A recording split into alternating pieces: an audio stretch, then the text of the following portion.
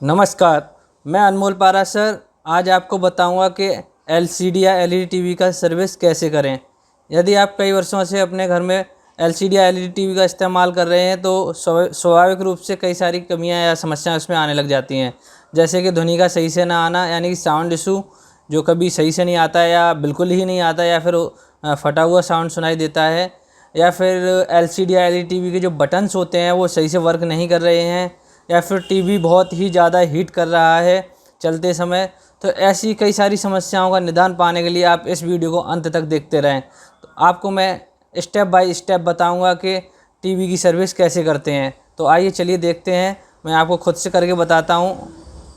सबसे पहले मैं आपको बता देना चाहूँगा कि यदि आप टीवी की सर्विस करने के लिए जा रहे हैं या करना चाहते हैं तो किस किस सामान की आवश्यकता होती है या क्या क्या टूल आपके पास होने चाहिए। और ये सारी चीज़ें आपके घर पे भी हो सकती हैं, जैसे कि स्क्रू ड्राइवर, जो आपकी टीवी या एलसीडी टीवी को स्क्रू आसानी से कर सके, या फिर आपके पास स्क्रू किट हो तो आसानी से आप मैच कर सकते हैं कौन सा स्क्रू उसमें फिट हो जाएगा।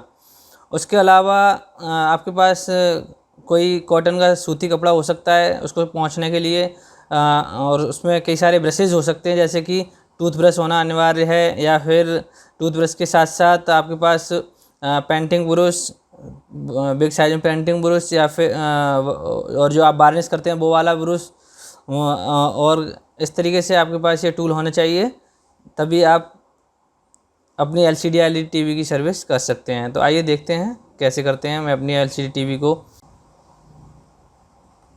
तो यहाँ पे आप देख पा रहे हैं मेरे सामने ये टेलीविज़न है, एलसीडी है, और मैं इसको पहले कॉटन से, जो ऊपर से डस्ट इस पर टीवी पे जमा हो जाती है, उसको मैं साफ़ कर रहा हूँ कॉटन से, और बहुत ही सॉफ्टली करना है।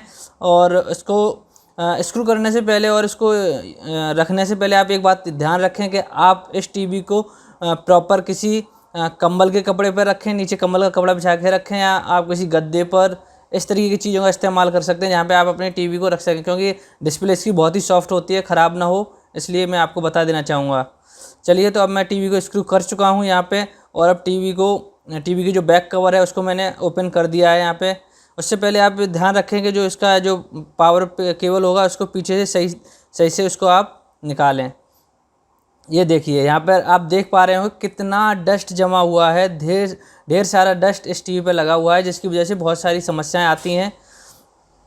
जैसे कि टीवी में जो सर्किट बना हुआ है पीसीबी का, आप देख रहे हैं, ये पीसीबी प्रिंटेड सर्किट बोर्ड, इस पर ढेर सारा डस्ट जमा है। इसकी वजह से क्या समस्याएं आती हैं, जैसे ही इस पर डस्ट जमा हो जाएगा सर्किट पे, इस पर ज़रा सी भी सीलन आने के बाद ये सारा सर्किट शॉर्ट करने लगेगा, यानी कि कहीं डिस्प्ले में बबल्स की टाइप में दिखने लग जाएगा आपको, या फिर हो सकता है आपके साउंड शॉर्ट करने लग जाएं, या फिर जो बटन्स होते हैं जो सही से काम नहीं करते, कभी वॉल्यूम अपने आप कम होने लग जाता है या वॉल्यूम कम अपने आप ज़्यादा होने लग जाता है, तो वो इसी वजह से होता है कि उस पर डस्ट आ जाती है। और डस्ट आने की वजह से अगर उस पर जैसे ही थोड़ा सा भी मॉइस्चर आता है डस्ट पे, तो वो शॉर्ट करने लग जाता है कि। तो आइए देखते हैं आगे। आप देख सकते हैं कि इस पर कितना डस्ट जमा हुआ है, जिसकी वजह से हीट की समस्या भी पैदा हो जाती है कि हीट सही से एग्जिट नहीं हो पाती टीवी के जो भी उसमें से पोर्ट जो एरिया होता है उसका एग्जॉस्ट करने का, वहाँ से सही से हीट एग्जॉस्ट नहीं हो पाती।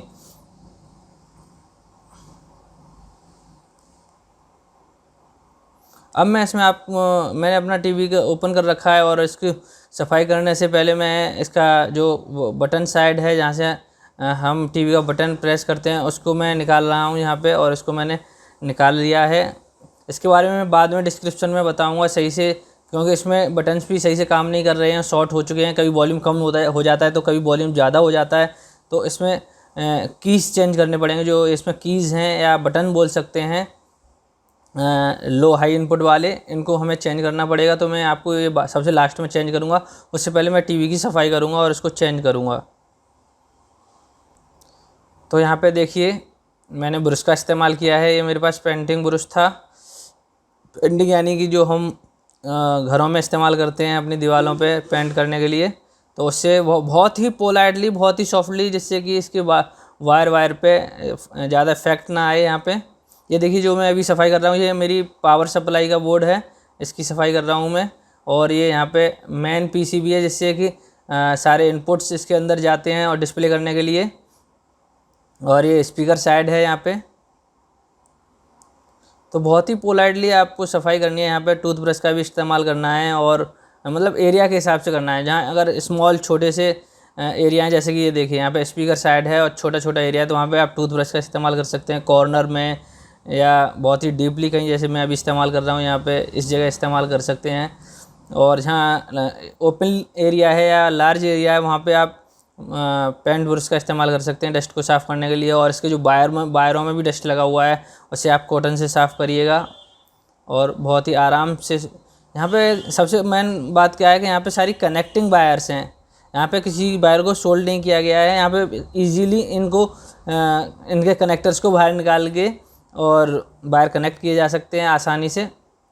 अगर वायर ख़राब भी हो जाती है, जैसे मैं यहाँ पे मैं पावर प्लग निकाला है, ये पावर प्लग को मैंने टूथब्रश से साफ़ कर दिया, ऐसे कॉर्नर को, इसके पोर्स को, होल्स को इसके, जिससे कि इसमें कोई शॉर्ट सर्किटिंग ना हो या कोई गंदगी ना हो या लूज़ ना हो, पावर इजीली से उसको पास हो सके। तो मैंने इसके केबल के जो पोर्ट्स था, यहाँ पे स्पीकर का पोर्ट्स था जो मैंने यहाँ पे साफ़ कर दिया है, इसके वायर को निकाल के। यहाँ पे आप देख सकते हैं ये सिग्नल्स पार्ट है सारा, जो ये पावर सप्लाई थी जो सिग्नल्स किट्स को दी जा रही है। यहाँ से सारे सिग्नल्स जाते हैं। इनपुट एरिया है, यहाँ पे मेन पीसीबी है, यहाँ से सारे सिग्नल पास होते हैं। यहाँ पे फाइनली मेरे टीवी के साउंड वर्क ही नहीं कर रहे हैं। अब यहाँ पे पता ये करना था कि स्पीकर में कमी है या फिर पीसीबी में कमी है। तो यह चेक करने के लिए मैंने एक्सटर्नल अपना साउंड जो होम थिएटर थे, मैंने उनका ऑक्स पिन लिया। ऑक्स पिन को लेकर के जो स्पीकर के जो पिन है, यहाँ पे आप देख सकते हैं दोनों स्पीकर के पिन्स को मैंने टच कराया। अगर आप सिंगल वायर भी कनेक्ट कराते हैं तो मतलब सिंगल पॉइंट भी आप स्पीकर के उस ओपन वायर पे रखेंगे, कनेक्टिंग वायर पे, तो वो तुरंत साउंड देने लग जाएगा। इससे आपको पता लग जाएगा कि स्पीकर, आपके स्पीकर में ख़राबी है। देखिए आप यहाँ पे सुन सकते हैं, यानी कि फाइनली मेरे स्पीकर ही ख़राब है, पीसीबी में कोई ख़राबी नहीं है। अगर पीसीबी में ख़राबी होती तो फाइनली यहाँ पे भी आउटपुट नहीं आता और जो मेरे स्पीकर होम थिएटर थे वो प्ले नहीं होते और उनमें साउंड नहीं आता। यानी कि फाइनली मैं जज कर चुका हूँ इसको कि यहाँ पे मेरे स्पीकर ही ख़राब हैं। और एक और तरीका है आपको स्पीकर को चेक करने का। यदि आपके पास होम थिएटर नहीं है तो आप टेस्टर लेके, यानी कि जो स्पीकर में जो यदि सप्लाई आ रही होगी तो टेस्टर से इसमें लाइट ऑन हो जाएगी, लाइट ग्लो करेगी टेस्टर में, तो इससे आपको पता चल जाएगा कि फाइनली आउटपुट आ रहा है टीवी से स्पीकर के लिए, बट स्पीकर वर्क नहीं कर रहे हैं। और अगर आपके पास कोई अनदर स्पीकर है या फिर आपके पास होम थिएटर है तो आप उसको टच करा के देखिए ऑक्स पिन को, या अनदर कोई कनेक्टिंग वायर है आप उनको कनेक्ट करा के देखिए। अगर वो वर्क कर रहे हैं उस वायर के साथ तो फाइनली आपके स्पीकर ही ख़राब हैं।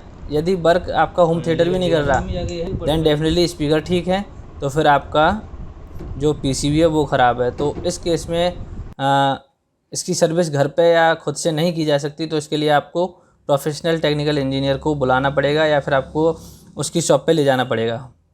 अब यहाँ पे मैं जो ये मेरा टीवी के बटन्स हैं, इनको मैं एक एक करके प्रेस करके देख रहा हूँ और आसानी से आपको जज हो जाएगा कि ये बटन्स ख़राब हो चुके हैं, सही से साउंड प्रोड्यूस नहीं कर रहे। यानी कि मतलब जो हम उनको इनपुट प्रोवाइड कराते हैं, कट कट कट करके साउंड आता है, वो प्रॉपर तरीके से नहीं आ रहा और वो सही से प्रेस नहीं हो रहे, वो ऑलरेडी प्रेस्ड हो चुके हैं या लूज़ हो चुके हैं इस तरीके के। तो इस केस में आपको कीज़ चेंज करने पड़ेंगे और ये तो आप घर पे भी कर सकते हैं। यदि आपकी कोई अनदर डिवाइस है और आपके इस टाइप के बटन्स हैं उसके अंदर, या आप किसी शॉप पे जाकर ये बटन्स ला सकते हैं और उनको लगा सकते हैं, और वो मैं दिखाऊंगा कैसे लगा सकते हैं। बटन्स को लगाने के लिए आपके पास सोल्डरिंग आयरन होना चाहिए, सोल्डरिंग होनी चाहिए, और एक जो इसका ट्यूब आता है या क्रीम आती है वो होना चाहिए। फाइनली इन इक्विपमेंट की हेल्प से आप जो कीज़ होंगे उनको आप आसानी से निकाल के लगा सकते हैं। और मैं यहाँ पे आपको एक करके दिखा रहा हूँ कि मैंने जो मैं पीसीबी लेके आया हूँ किसी शॉप से, मैंने ये अरेंज किया था और उसमें इस टाइप के कीज़ लगे हुए हैं, तो मैं उनको किस तरीके से इसमें से निकाल रहा हूँ। आप देखिए क्या टेक्निक रहती है निकालने की।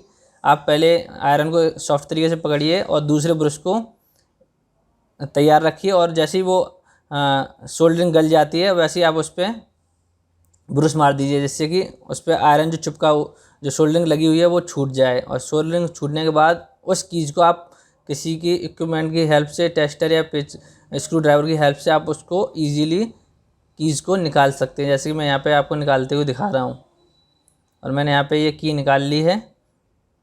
और की निकालने के बाद मेरे कई सारे कीज़ ख़राब हैं, तो मैं इसमें 2-3 कीज़ निकाल लूँगा इसमें से, इस तरीके से। यानी कि इस पे जो सोल्डरिंग लगी हुई है पहले से, उसको गला के आयरन की हेल्प से, और तुरंत ही हमें वो ट्यूब जो ब्रश है हमारे पास, उसको ब्रश कर देना है तुरंत वहाँ से, जिससे कि वो गला हुआ आयरन हट जाए और जो चिपका हुआ है वो हट जाए वहाँ से, और हम कीज़ को आसानी से निकाल सकें। और इसी टेक्निक से जो क्या कहते हैं, हमारे टीवीज़ के जो बटन्स हैं, उनके कीज़ को निकालने के लिए भी सेम प्रोसेस करेंगे। और जो हमने दूसरी किट से जो कीज़ निकाले हैं, ख़रीद के लाए हैं नए कीज़, उनको वहाँ पे प्लेस करेंगे। और उनको प्लेस करने के बाद किस तरीके से आयरन करना है वो मैं आपको यहाँ पे दिखा रहा हूँ। आप देख सकते हैं, बड़ी ही आसानी से उसको आयरन कर सकते हैं। और यहाँ पे हम इस तरीके से 2 कीज़ आयरन कर चुके हैं, यानी 2 कीज़ को हम सोल्डरिंग करके लगा चुके हैं। ये देखिए, बहुत ही सिंपल टेक्निक है। आप आयरन को रखिए और उससे पहले आपको वो ट्यूब या क्रीम इस्तेमाल करनी होगी, पहले से लगा देनी होगी उस पर। उसके बाद इस तरीके से आयरन पकड़िए और दूसरे हैंड में सोल्डरिंग, और इस तरीके से हल्का हल्का लगाते जाइए। फाइनली जो वायर थे उसके और उससे कनेक्ट थे पीसीबी से बटन्स की, वो बेकार हो चुके थे, तो मैंने अलग से वायर लेके उसकी पिंस को दोबारा से सोल्डरिंग की। आप देख सकते हैं यहाँ पे वायर लगे हुए हैं। और उस वायर को फिर जो फाइनली जो टीवी से वायर थे उसको मैनुअली कनेक्ट करके, और मैंने इस तरीके से उसको सेट कर दिया। तो फाइनली मेरी पीसीबी जो बटन्स थे उसके, वो भी सर्विस हो चुके हैं यहाँ पे, यानी कि बटन भी सही से काम करेंगे मेरे टीवी के। और मैंने यहाँ पे स्पीकर भी चेंज कर दिया, हालांकि इसमें स्पीकर को चेंज करते हुए मैं नहीं दिखा पाया, क्योंकि मैं शॉप पे गया और मैं अकेला था, तो कैमरा हैंडल करना और वो सब हैंडल करना मुश्किल था। तो यहाँ पे मैंने स्पीकर को चेंज करते हुए नहीं दिखाया था, लेकिन मैंने स्पीकर को चेंज किया है इसमें, तो साउंड भी अच्छे से अब आ रहे हैं। मैंने टेस्ट कर लिया है।